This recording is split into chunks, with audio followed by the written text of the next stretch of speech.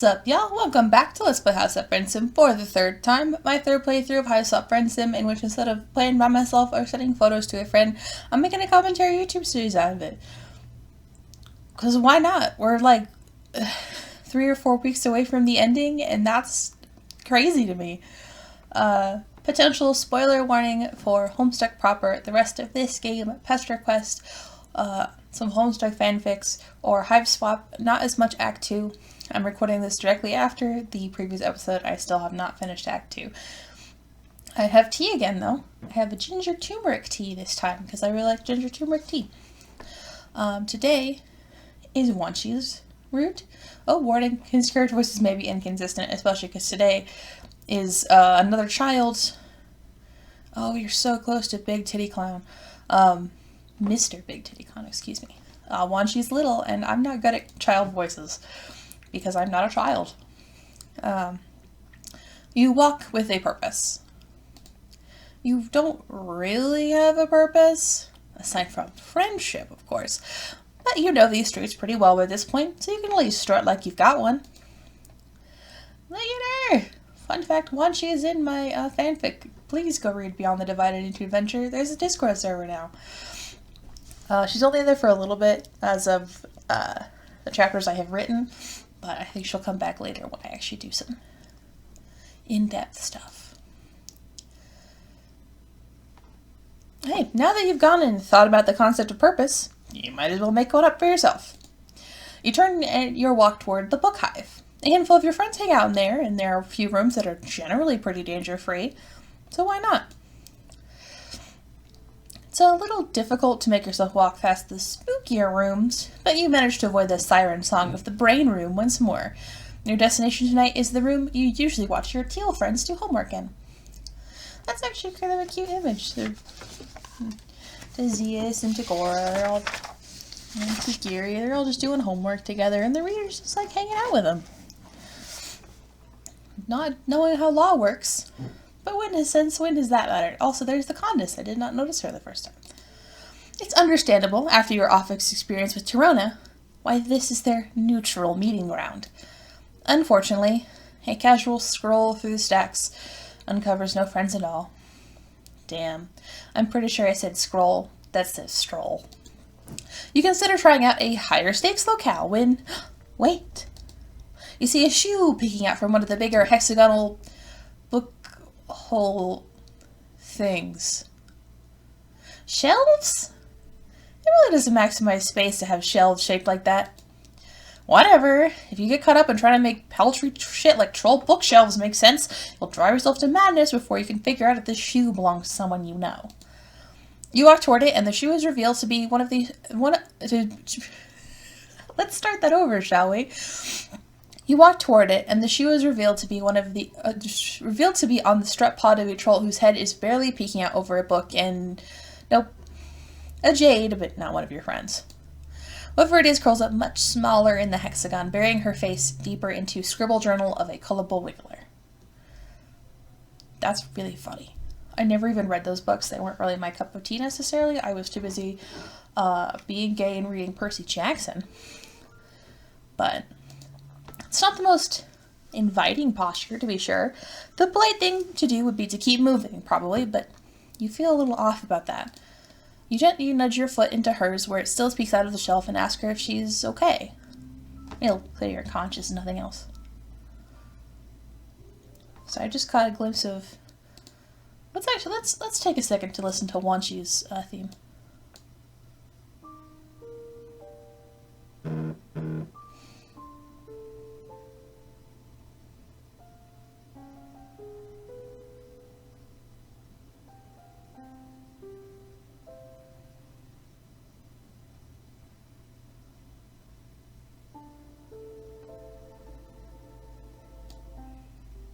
I think the Jades all have really pretty themes. The book lowers. I'm great. Just going on a journey of the imagination through some classic literature. Nothing to see here.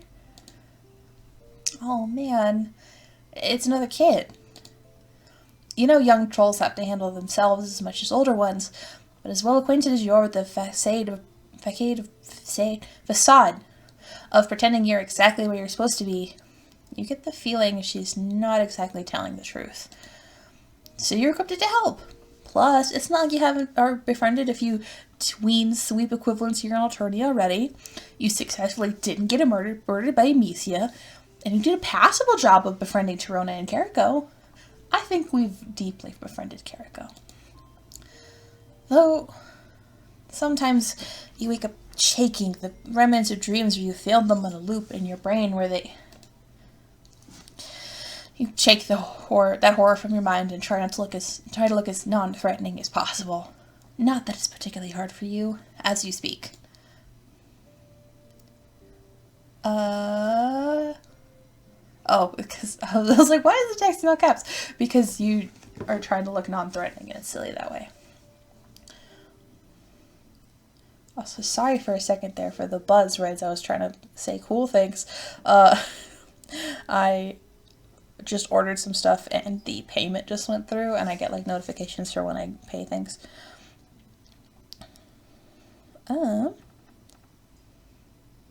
Yes, okay. Ask her if Bronya's around. Did she come here with someone? Bronya, maybe? You know Jades her age aren't really supposed to be out and about outside the caverns. Oh, I see. You're a snitch. Wanshi out. Ooh. With that, she tucks her legs up against her and rolls out of the shelf with the agility only youth can manage and takes off between the stacks. You chase after her, but wherever her next hiding spot must be better. Eventually, you give up. Youth roll! There she goes. Does this Choom? Someone forgot to color in a spot. I love the end screens so much. Look at her go. She roll. Actually, you know, hear what? A Wanshi fun fact about her place in my AU. I don't think this is super spoilers. It kind of is. Go read my fic. It's good, I promise. I like it. That's where the sleepover chapter is coming up, I promise. But Wanshi, so, okay, actually, let's back up a second. So vampires do not exist as we understand them in my original universe. They are called unstuck because they are literally unstuck from the flow of time. It's complicated, it's divine magic. Just know that they're functionally vampires, but their immortality is not because they died and came back. And so the mostly the Jades, possibly some of the other friendship kills I haven't really decided. Give me a second. Hi, I'm back. My cat knocked over a ceramic thing. I had to help take care of that. But we're all good. I think I was telling a story about how Wanshi lives in a house of vampires, but she's not a vampire because they're like, we're not going to make this child immortal. I lost my train of thought, so it's fine. Let's instead ask her if she's seen the brain room. You still get the feeling she might need some help, so you ease into it. Maybe she'll open up a bit as you talk. You tell her this book hive is a huge gallery full of brains in jars, if she wants to go check it out. Oh, what's a brain? I want to see. She unfolds herself from her hiding spot, brushing invisible dust off her skirt as she stands up. She rocks back on her heels and cocks her head, her locks bouncing up against her shoulders. I'm Wanshi. Also, I know who you are if you were wondering. I wouldn't go wandering off with just anyone, quest for brains or not. I may be only 5.5 sleeps, but I'm not stupid. She seems less afraid, but she's still got a nervous edge to her voice, so you try to be a force of calm. A real motherfucking Glade plug-in of Zen, syncing up the place with your chill vibes. I do so much weird shit with my hands. You walked together toward the atrium, making small talk on the way. You apologize if you made it seem like she didn't look like she belonged here. You're just not used to seeing young Jades outside the caverns. She side-eyes you like she's weighing the implications of what you just said. Okay, I see there's no use trying to fool you. I may have done a small jailbreak. Oh, do they not have enough books in the caverns or something? She brushes you off in favor of her own question. Of course we have books. You didn't answer me before. What's a brain? Look at the... Okay, this big-ass lady. Terrifying. What is she doing there? This poor troll is very pointy. Oh, right. You round the curve of the room and point in the window. Think pants. Oh! On her tiptoes, she peeks into the bottom of the window. I've never seen one up close before. She tries the door handle, but it's still as locked as it always was. She looks at you expectantly. Well, can we go in or what? A surly-eyed guard starts not so subtly watching you, drumming her fingers on the handle of her mace. That's not a mace, that's a fucking club. Ah, globes. You were trying so hard to be cool and approachable that you fucked up and forgot that this room was off limits. Taking a kid to break and enter is... Well, it's pretty much par for the course, actually. But it's not what you meant to be doing. No, you saw it. Looking only. And now you're done. Great, time to move along. Lame. Wanshi doesn't pick up on the danger behind her, even with your hurried speech. You change the subject to why she broke out of the caverns, not for more books, and start walking, hoping she'll follow you. She doesn't. Oh, I was trying to get to BeastCon. It's a convention for all kinds of cool stuff, but I want to go for the Soldier Pervies meetup. And my fanfiction is pretty popular, Ilu. I have a lot of fans going, and I thought maybe I could make friends with some of them. But I also don't know where anything is out here, so I got lost. She takes a breath and a step finally, but then stops and claps her hands together. Oh! The guard starts walking. You eyeball the exits all the way down to the curved staircase. You could make it, but you can't just leave her here to take the fall. Wanshi keeps talking, oblivious. Lanier is always complaining about how you're everyone's best friend and how you know so much. Do you know where the con is? Hello? We could go together. The guards get closer. Gotta make a decision, and fast.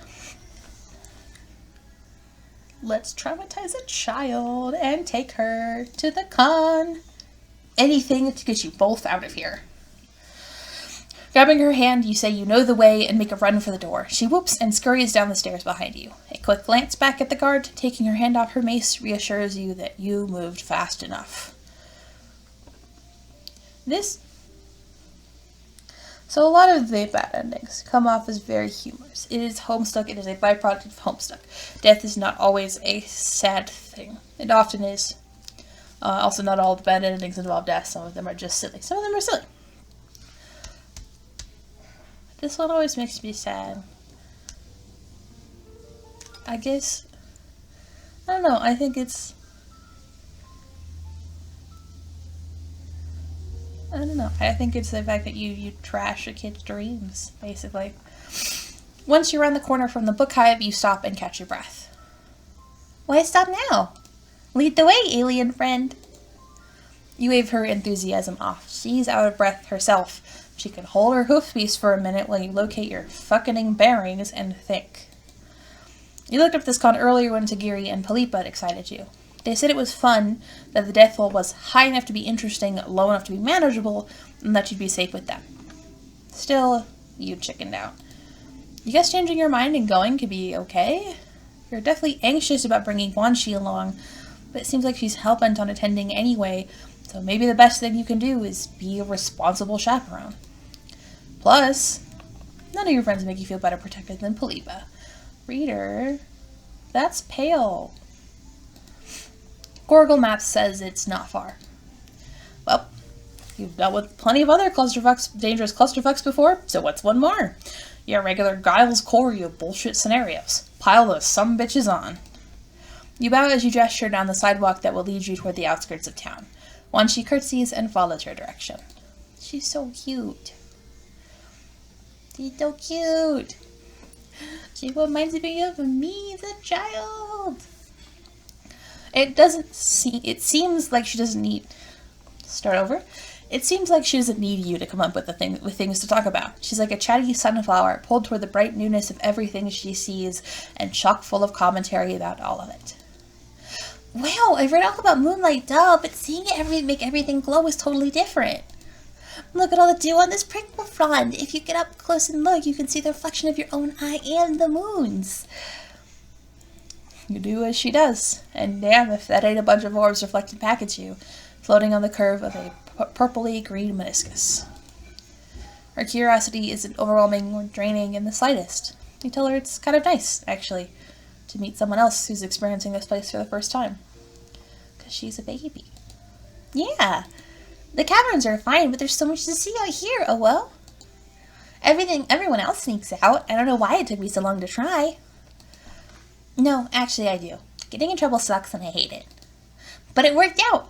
Here we are, experiencing it all together. Yeah, you can feel your anxiety lifting. Just a little. Just the part that's applicable to this particular situation. Still, that's a win. The forest that makes me cry when I play Pesterquest. Walking and talking and taking in the night makes time pass quickly. You ask her how she ended up in the book hive to begin with. I snuck out when Linnea was supposed to be giving me some boring jade duty lesson, but with yelling. I don't have a palm plus, so I couldn't look it up at the con once I was away from my desktop. I just wanted till I gave up and found the book hive. The powerful nerd homing beacon she must have. Wanshi flexes. You know it. Look at her. She goes woo. You smell what's around the corner before you see it. Having sidestepped your fair share of corpses in your travel, and had your hand in creating a few more, you know how to prepare yourself. Wanshi, on the other hand...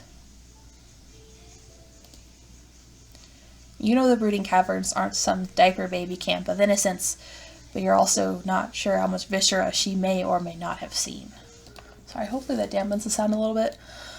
No matter your respective levels of gore viewing experience, you both stop short when it comes into view. Whoa. She takes a tentative step toward what's left of the troll and then retreats, hovering close to you.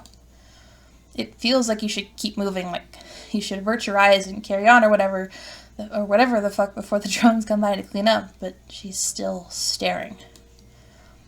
Her steps, when she finally takes them, are soft. She crouches down and leans in with reverent scrutiny. It looks different, not in a jar. You wonder to yourself as Wanshi shakily takes it all in if bloodthirstiness is a trait only certain trolls are born with, or if they have it ground into them by necessity, by expectation, by entitlement, by fear. Next, because your brain is wide around itself, you wonder the same about humans. Wanshi doesn't look away for a while. You go over and put your hand on her shoulder, and she stands up and walks away with you. There is no ceremony to it. No placing leaves over the remains. No prayer.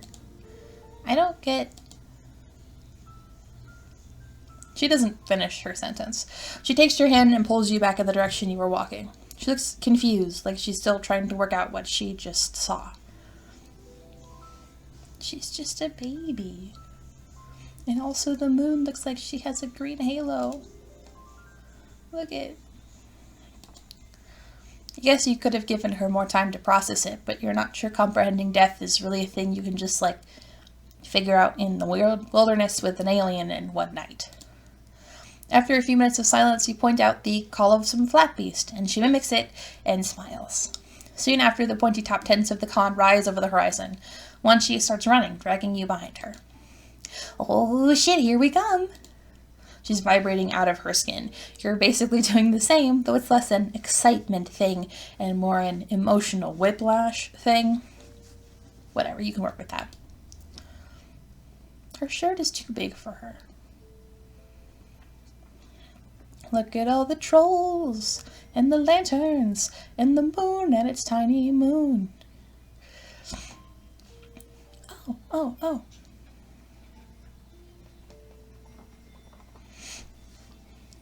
Sorry, Hiveswap 2 spoilers that came to mind. You attempt to dig into the new vibe as you walk up to the gates. There are vendors and artists and trolls all around. Is that a violet? There's a violet blood in the corner. It's like some unholy combination of anime con and Renaissance fair, but with more people walking around sporting recently inflicted lips. In an attempt not to focus on that, you look around for your other friends and ask her what she's excited to see and do here before her meetup starts. Does she want snacks? Looks like there are snacks. Overpriced snacks, probably. Although my convention is in a casino. So they're just restaurants. So we just go to Johnny Rockets every year. Yeah, I'm gonna want some frazzled saturine fluff candy in a bit. But yeah, there is a lot to do, oh. There's the collarbone riding, the cosplay competition, the cosplay. You cut her off. Doesn't she mean cosplay? There are trolls you think might be in cosplay, or maybe that's just like how some trolls dress. The trolls are the kids in the mall who wear anime cosplay, who I see and I go, yeah, there you go. Also, this person seems to be Hemo Anon. Yeah, there's that too if you don't want to get your claws too bloody. Oh, jeez.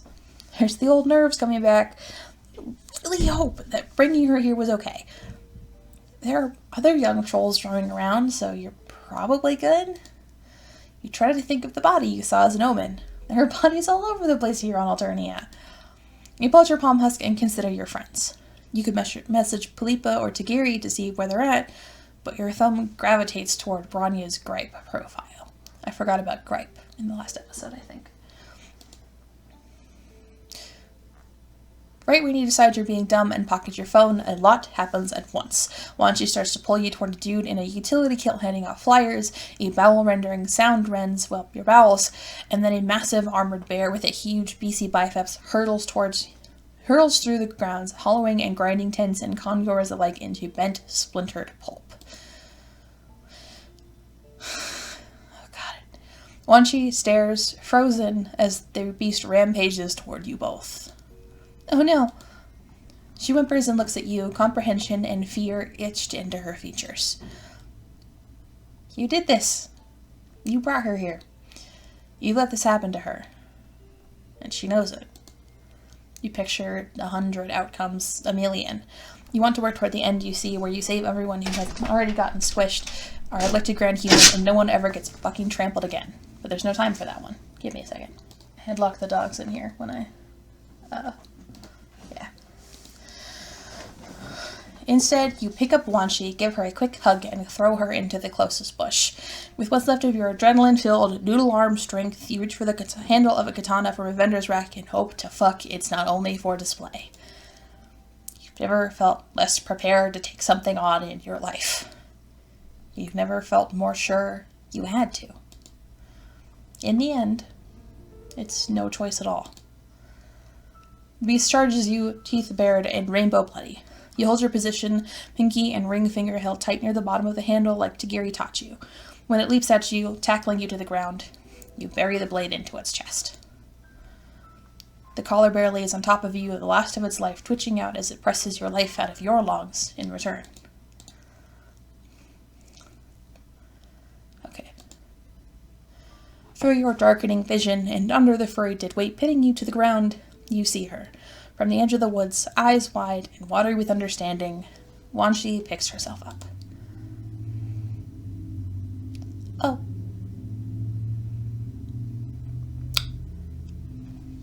Let me take a sip of my tea. Cleaning up that ceramic earlier made it actually cool enough to drink. Yeah. Sunday makes me sad. Wanshi doesn't deserve that. She's just... None of the kids deserve that. The trolls don't. All my homies hate Doc Scratch. So let's get the nice one where we pretend to take her. You've heard of the con she's talking about. You were thinking of going with Tagiri and Palipa anyway, but the list of activities seemed a little too dangerous, honestly. These past few months you've been up to your ass in close calls, and you'd quite frankly like to cut back on them. Including, the one your ass is currently embroiled in. You make some non-committal noises as you work out how to tell her. When she crosses her arms and leans back against the brain room door, which the guard really does not like, if her increased speed and mace brandishment is any indication. Oh wait, yeah, okay. Yeah, you say, let's go right now. Your hype is contagious, even though you're completely faking it. She claps and bounds behind you down the stairs. Sorry, it looks like this person is getting sucked into the room. Quick tug at her wrist pulls her out of the mace's trajectory as the guard chucks it at you from above. It throws mightily against the wall by the door, and you both make it outside unbloodied. Checking behind you to confirm you're not being followed, you don't stop running until you're both safely around the corner. Different, much happier Wanshi thought. I think I was going to say this before I get interrupted her, but Wanshi's actually in chapter 5 with the shopping montage, although she's an Easter egg. Her and Branya are in that one. They come back later. They're going to come back later. Eventually, when I get around to writing that part. Wanshi giggles through catching her breath. Oh, wow, that was a close one. Librarians, am I right? She grins and takes your hands. Can you believe we only just met and already we're having bonding hijinks? I didn't think making a friend would be so simple. I can't wait to hang out even more at the con. Her smile is a knife in your pusher. She's so excited about your budding friendship, and here you are, gutlessly hiding the fact that you have no intention of taking her from one dangerous situation to another. Her witnessing death for the first time. Maybe you would have agreed if you were in a braver mood, but you just don't know if you're up for more life or death babysitting adventures right now. What you should do, probably, is get her home. You don't tell her any of this, of course. Instead, you agree, then check Oracle maps. The con is down the road to the left, the caverns are to the right. Leading her straight back home would be too obvious, so you take a meandering route. Everything you pass seems to impress her. The frankly bonkers range of architecture styles, the shivery carnivorous plants, the burned-out wreckage of someone's hive, and the flickering starlight all around. They have so many stars. I'm like, just now look, I never even noticed that, but the reader pointing it out. They do. They have a lot of stars. I guess because Alternia is probably older than Earth is. So all of the stars in their galaxy have had time to reach them. Maybe not all of them, but more of them.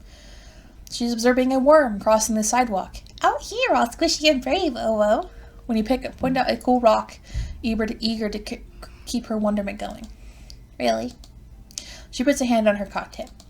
You think we don't have rocks in the caverns? Try harder. She rolls her eyes at you, but she's still grinning. Accept the challenge and tell her there's something she's definitely never seen up ahead. Bring it. You lead the way. It's been a hot minute since you've been back over here. Interested to see it again. Still, this side jaunt feels like delaying the inevitable. You know she's going to be pissed at you when she realizes you tricked her. But you can't help wanting to show her off more cool stuff while you can. Anything to see that wide-eyed appreciation for any tiny new thing.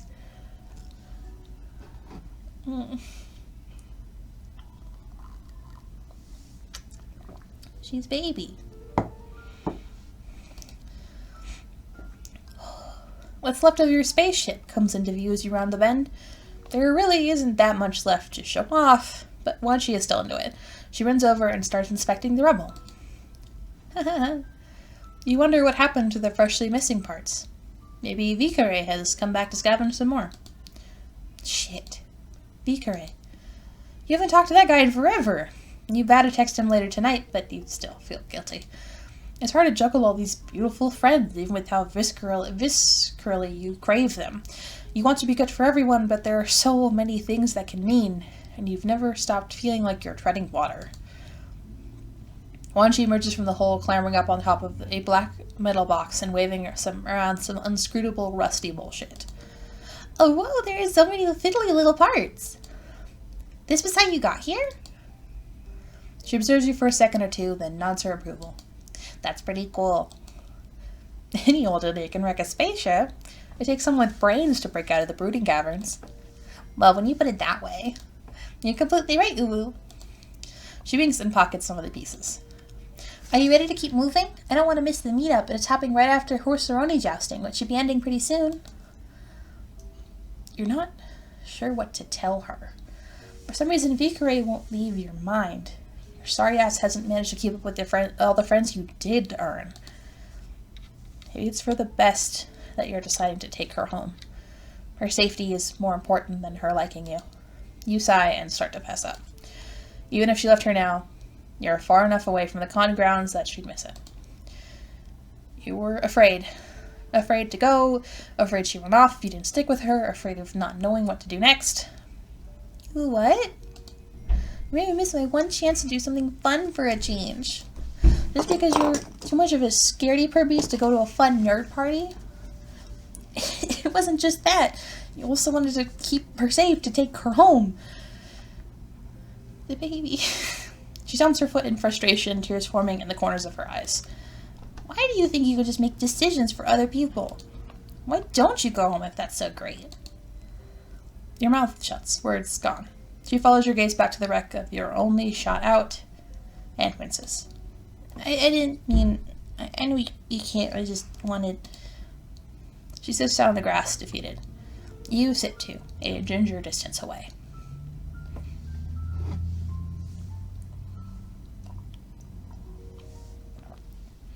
I think it's being that kid at one point that makes it harsh. No, her anger is fair. God, this sucks. You hadn't meant to deprive someone of a small joy here on this bush of an Alternia. Yeah, it's the worst. She sighs and runs her claws along the tops of the spiny purple grass. After a few minutes of silence, she speaks. Too late to do anything about it now. I'm still super angry with you. I'm glad you were honest, I guess. Even if you took too long. I'm not used to people being straight with me. I feel like the older everyone gets, the more they lie. Or at least the more annoying it is that they don't expect you to notice when they're lying. Not that I can super tell how old you are. Your alien physiology is a little inscrutable, but, more or less. Your palm husk buzzes, interrupting your train of thought. You both look at your two new texts. Oh, fuck. I forgot he was in here. Give me a second. Anime Boy 2. I got an email. Of course I get an email right as I unpause. It's not important. Are you sure you still don't want to join? Things are beginning to get interesting over here. You may have the privilege of seeing me at peak performance if you come by. Stay put. There's a collar bear on the loose. I don't want you already on the very long casualty list. You do a quick gorgle, and holy shit. Social media is already on fire with the news of a con as attraction getting free and mangling attendees left and right. The familiar, ghostly feeling of a near miss shivers down your back. Whoa. Her eyebrows pull together as she works through the images she's seeing on the screen and what it could have meant for her. She's still a little teary from before. I guess... thanks? Not that you did it on purpose, but I guess maybe it worked out okay. I do love not being trampled, but it still sucks I didn't get to go make friends. You don't want to be too presumptuous, especially after the lot, but maybe this day might still be salvageable, new acquaintance-wise. Wanshi blinks back her disappointment and puts on an attempt at a smile. Maybe. Might as well see. What was she going to do with her new friends? Maybe on your way back to the caverns, you guys could talk about soldier purbeasts or scary horse jousting or whatever else she wanted to do there. She ends up uncrossing her arms, looking at you over, her smile turning real. You think you got what it takes to roleplay? You stand up too. You're super cool with roleplay. You've basically been doing it since you landed. So what's the deal? You ask as you start walking her home. Magic cats? Yes and no. I was a warrior kid. Magic? What are you, some kind of wiggler? No, there's no magic in soldier purbeasts. She goes, I did do warriors roleplay. It was fun. We didn't have any grass because my playground at elementary school was just asphalt, but She rolls her eyes at you and then hunches her shoulders, claws spread, eyes darting from bush to bush along the sidewalk ahead of you. Unless you mean the power of your own wits, the sorceries of all your senses aligning on once you get ready to pounce, the hypnotic spell-like rhythm of your own pusher beating in time with your praise. I know it's not how this works. But if anyone out there has written about Nepeta and Wanshi hanging out, you are a blessing upon this world. I was thinking the music might be too loud. She straightens up and grins. That kind of stuff, Olo. Anyway, it's really fun. Let's play. She bounced back so fully. You get the feeling that not many people indulge her in this. It reminds you of your younger self, and your heart crunches up a bit. Fuck yeah, let's play. You mean heck. Heck yeah. Don't patronize me. Fuck yeah. Wanshi giggles. Fuck yeah. Okay, so a little less you can be from the Space Cast. Let's call you Twinklepaw. I'll be Windwist from the Solar Glare kind. She clearly seems to think you should be impressed or intimidated by this, but you don't really know what's going on, so you know. Twinklepaw, got it. So you'll stumble upon me while I'm taking down a nut creature, scaring it away with your incompetence. Sound good? She peppers her walk with skips, talking up a veritable storm of world building. Her voice gets low and rumbling when she quits setting the scene and gets into character. Little one, what do you think you're doing, setting strut paw in our territory? Yeah, okay. You've made me lose my creature feast. What do you have to say for yourself? Ah, fuck, it's your turn. You didn't see where you were going. You're sorry, though. You know how hard it is to come by a good meal.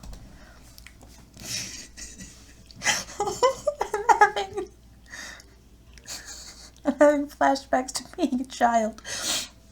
Fool, you think me so poor a tracker that I'm hurt by such a loss I can find another. I find offense only that you clearly do not respect the bond between hunter and hunted. You blunder in to interrupt the sacred rhythm of my fangs, its neck, or its claws, my face. Now neither of us will know who would have prevailed. Oh, jeez. You're still really sorry about your strut paws. You're constantly sticking those in other people's sacred dances. Maybe there's some more nut guys over there? Once she stops talking and starts walking and stops walking and gives you a withering look. Is that really the best you can do? No, you'll try again,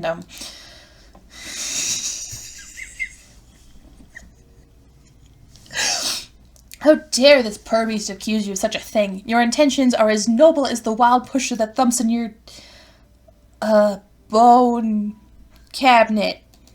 Once she bounces hands and fists, grinning. Oh, whoa.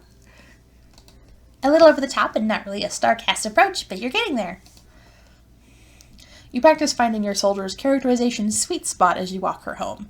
You take the most direct route, but you let her stop to explain Purby's grooming habits, to breathe in the rotting perfume of a flower, and to appreciate yet another sidewalk braving her.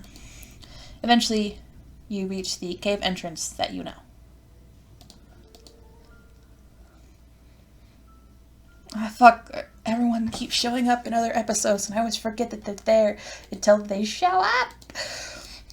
And standing under its eave is Lanera, a very pissed-looking Lanera, which isn't a favorite mode for that particular friend. Where have you been?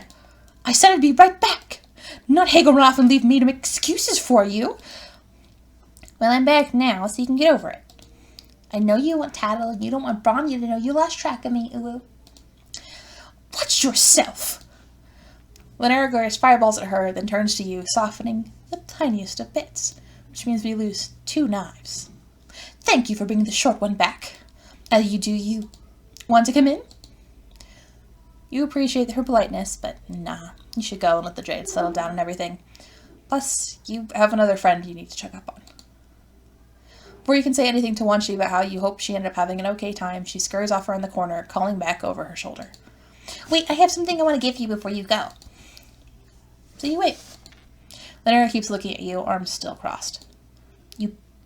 You better be glad she's okay. If she got hurt, I could never... we would be in so much trouble. Look at her. Smooch on the forehead. You don't have to call her on secretly caring, because Wanshi comes running back with something in her hands, her hair-bounding binder. Here!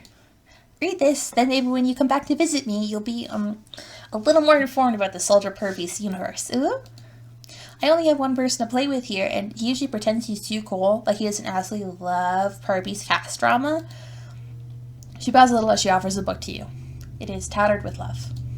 It's my personal copy, but I think I could trust you with it, Twinklepaw. What do you say, Owo? You clutch it to your chest and tell her you will guard it with all the honor and spitfire Starcast has to its hallowed name. We're best book buddies! And Lynera was there too. Had a good time. Got emotional. I got some tea.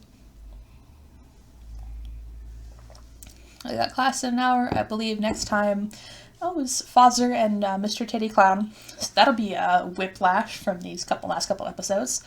We're getting closer to the end. I hope you have a good day. And I'll see you in the next video. So, bye!